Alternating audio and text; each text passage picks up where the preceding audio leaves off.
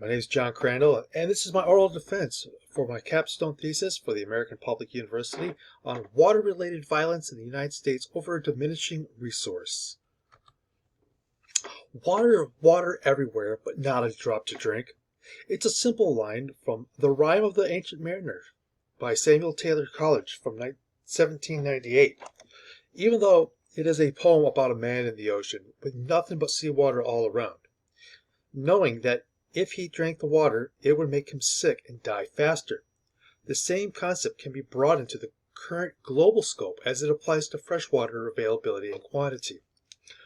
Water is the #1 natural resource that is mandatory for the continuation of life, as it is also vital for the food we eat.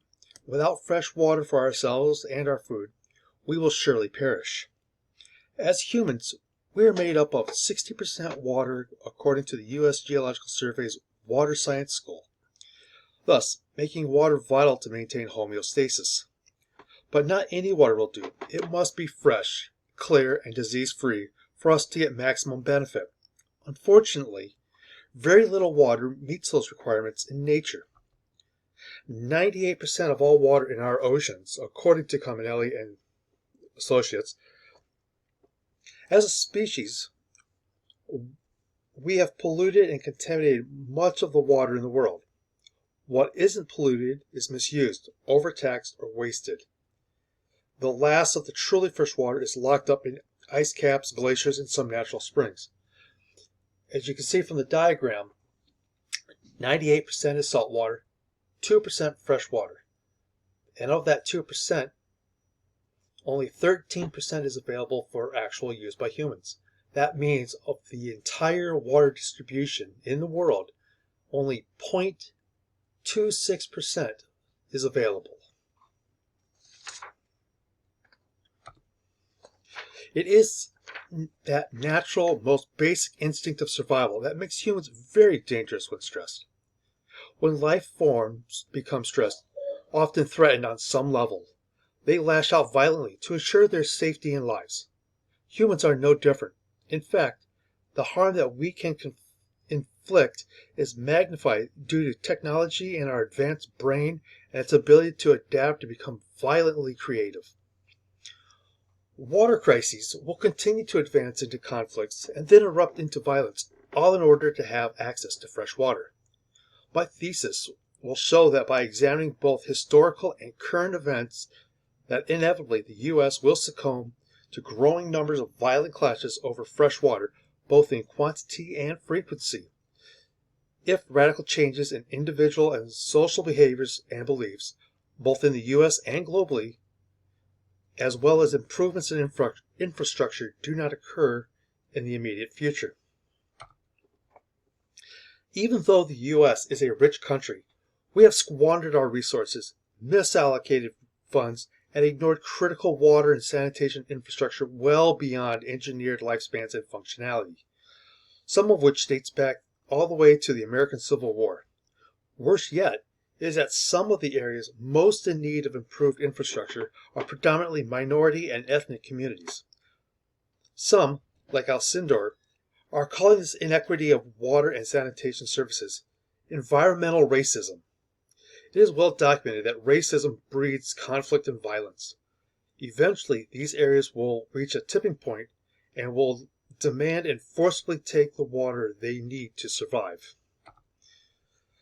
This is in addition to the many water crises that are occurring throughout the U.S. Jackson, Mississippi, they've got a neglected water delivery infrastructure that was severely damaged due to recent flooding, resulting in contaminated water and extremely high water bills for some due to malfunctioning billing software. While in the Midwest and California regions, there is an extreme drought that is affecting water resources. New York City has a public housing complex that was contaminated with arsenic, while in Honolulu, Hawaii, jet fuel from the local Air Force Base seeped into the drinking water supply.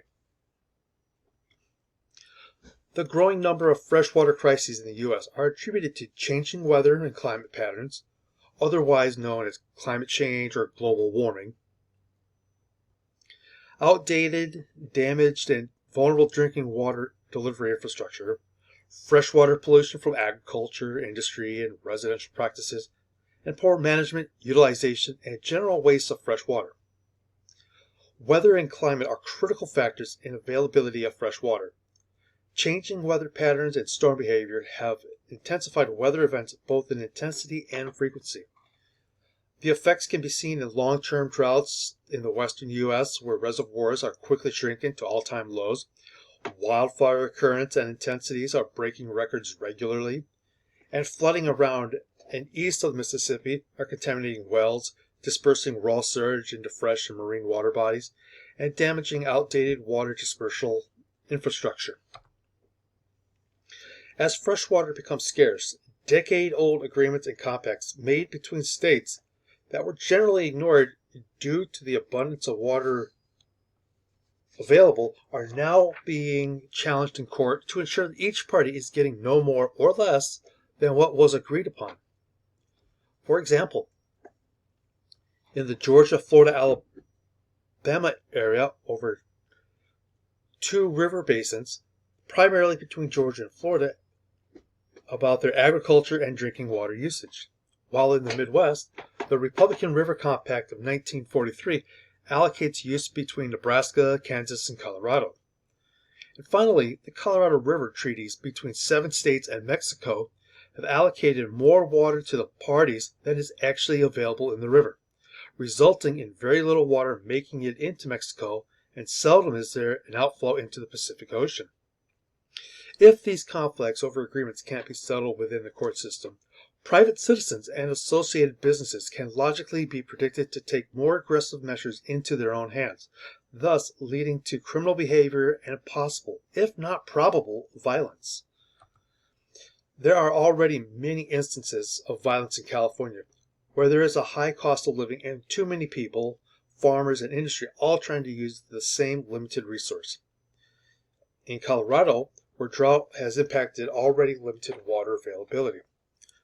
Through a variety of methods, thieves acquire billions of gallons of water from hydrants, tap water lines, and from family homes and farms, some through threats and violence.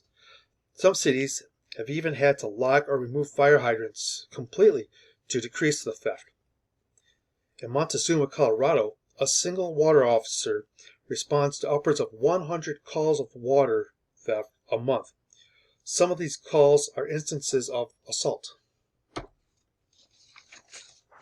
How do we predict the future? A near impossible task for it to be very accurate more than just a few months into the future. However, because this is very much a social issue, there are few numbers to work with. The information garnered is subjective and qualitative. Without developing a way to add measurable value to the data, the results aren't worth much more than maybes, perhaps, or highly variable feasibilities. Quantifying the rate of occurrence associated with climate conditions, location of occurrence, and level of conflict will provide a historical to present view of conditions. Predictive analysis based on historical trends and long-range prediction of regional climate patterns based on either no change to the status quo and varying levels of societal change and infrastructural improvements will provide a reasonable probability of increased violence within the United States over freshwater accessibility and availability.